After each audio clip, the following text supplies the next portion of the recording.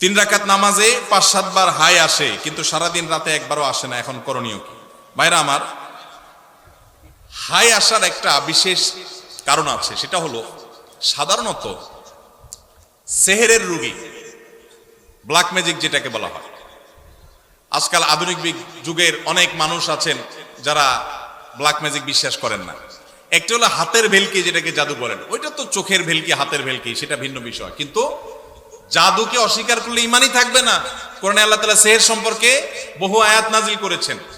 আর জাদুর বাস্তবতা বোঝার জন্য আপনার শুধুমাত্র সত্যানুসন্ধানে দৃষ্টি থাকা দরকার। আপনি একটু তাকালে দেখতে পাবেন যে কিভাবে আল্লাহ তাআলার কোরআন কাজ করে মিরাকলের মতো। শুধু জাদুর রোগীকে যে ট্রিটমেন্ট করা হয়, কোরআন দিয়ে রুকিয়া করা হয়, এটা দেখলে আপনার ইমান বেড়ে যাবে।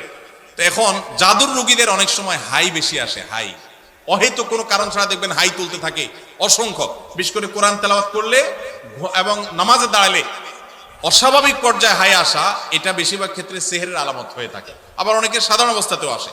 আবার অনেক সময় শরীর অলস থাকার কারণে, অনেকদিন না ঘুমায় থাকার কারণে হাই আসে। অনেকে নামাজে অলসতা আসে, সেটাও হয়, কিন্তু সেহেরের কারণে অনেক সময় হয়। সেজন্য সেহের কারণে হলে কোনো রাকির কাছে শরণাপন্ন হবেন।